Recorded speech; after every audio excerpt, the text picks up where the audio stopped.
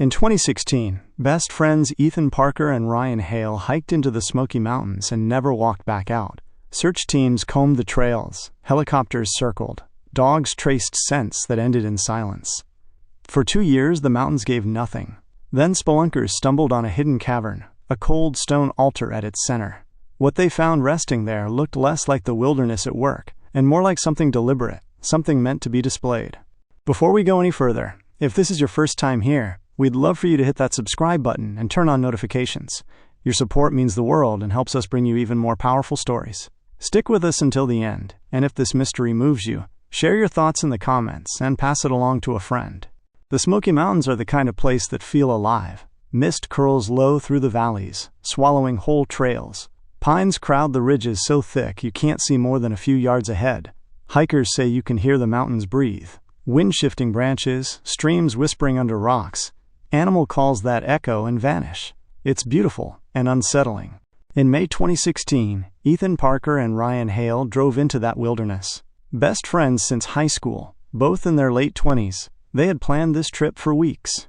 Ethan, wiry with restless energy, carried his brand new pack, double-checking straps and supplies.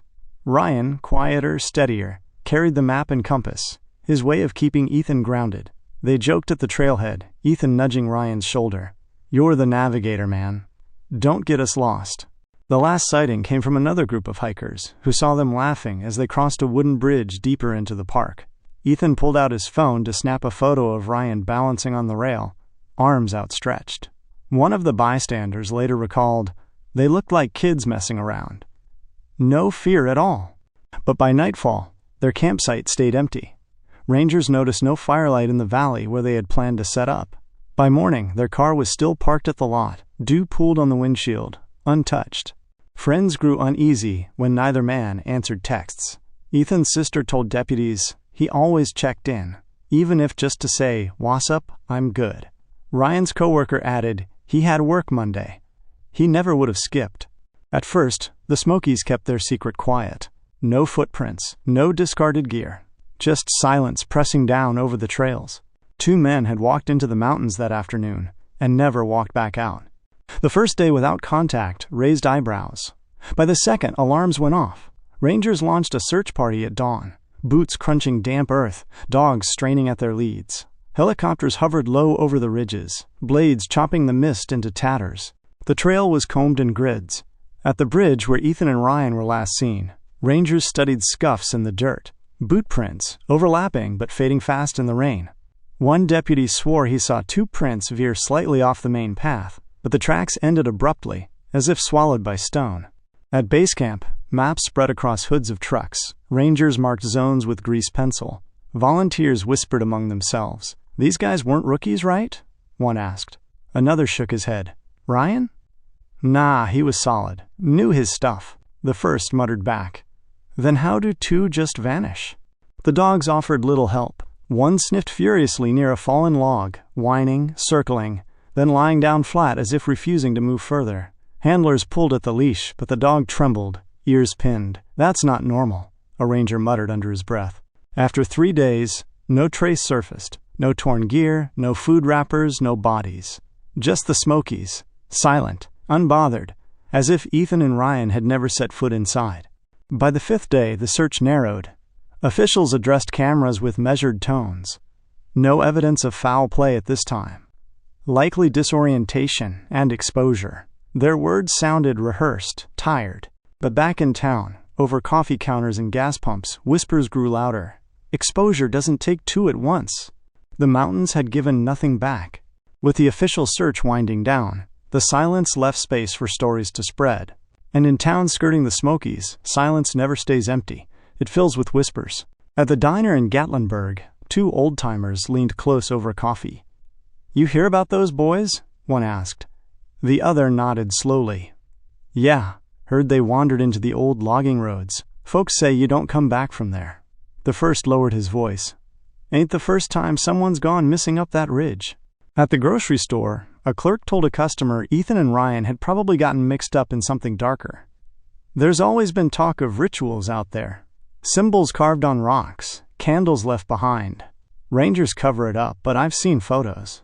Whether it was true or not, The word spread like wildfire. Others blamed the hikers themselves. One neighbor of Ryan's muttered, "Boys like that think they're invincible. Probably pushed too far. Got themselves lost." Another fired back, "Lost don't explain two men disappearing without a scrap of gear." The families bristled at the gossip. Ethan's sister told a reporter, "He wasn't careless. He planned every hike, left us notes.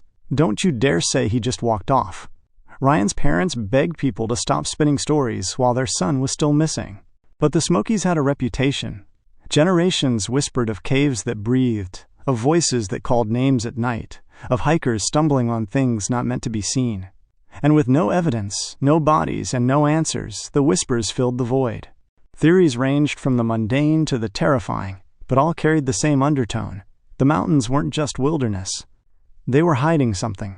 2 years slid by with no answers. Birthdays passed in silence, holidays with empty chairs. Ethan and Ryan became names on weathered flyers tacked to gas station corkboards, their faces fading in the sun. For the families, every call from an unknown number was a jolt of hope that always ended in disappointment. Then, in late summer 2018, a group of amateur spelunkers exploring an unmarked cave system near the Smokies stumbled upon something that froze them in their tracks. The entrance was narrow, hidden behind thick brush, like the mountain itself was trying to keep it secret. Inside, their headlamps caught walls slick with mineral sheen, air thick with damp earth and rot. Half a mile in, the tunnel opened into a cavern.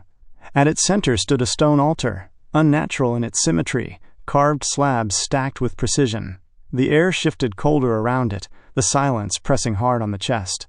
And on that altar, 2 figures. At first, the spelunkers thought they were statues, glossy and distorted. But when they stepped closer, their beams revealed the truth. Human bodies, encased in a clear, amber-like resin, frozen in mid-form. The detail was unbearable. Hands pressed against the surface as though in struggle, eyes wide, mouths parted. Authorities were called immediately.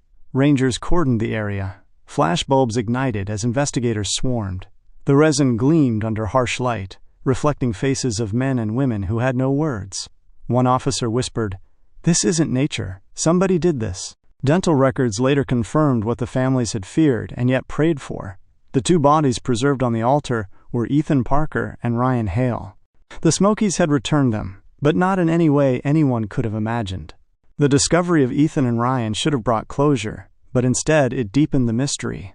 Officials called press conferences, but their statements were clipped, sterile. Bodies recovered. Cause of death undetermined. Investigation ongoing. When pressed about the altar or the resin, they sidestepped. "We are exploring all possibilities." Locals didn't buy it. At the tavern in town, whispers spread like smoke. "That wasn't nature. That was built." Another voice, hushed but firm. "I heard this isn't the first time caves out here have held secrets." An older man leaned in, his tone sharp. "Don't talk too loud. Some things are left alone." For the families, grief sharpened into anger. Ethan's sister stood in front of cameras, holding a photo of the boys from high school, smiling, carefree. They were not careless. They were not lost. Somebody did this. Somebody put them there. Ryan's mother, voice breaking, asked through tears, "Why preserve them? For who to see?" Behind closed doors, investigators struggled too. Forensics showed the resin wasn't natural. It had been applied, layer upon layer, a deliberate act of preservation. No fingerprints, no tool marks, just a glossy prison holding 2 men like artifacts. And so the Smoky Mountains kept their secret. The cavern was sealed off, marked as hazardous, but locals swore strange lights flickered near that ridge at night, and hikers whispered of hearing faint knocks in the stone. The official story ended with, "Case unsolved." But unofficially, the question remained, who built that altar? And how many more are waiting in the dark? The Smokies, after all, don't give everything back. And that's the haunting case of Ethan Parker and Ryan Hale, 2 friends who vanished into the Smoky Mountains, only to be found years later in a place no one was meant to see. But the question remains, who built that altar? And why were their bodies preserved like that? Share your theories in the comments below. Don't forget to like this video, subscribe, and hit the bell so you never miss the next mystery. And if you know someone who loves unsolved cases, send this their way, because the more we talk about these stories, the harder it is for them to stay buried.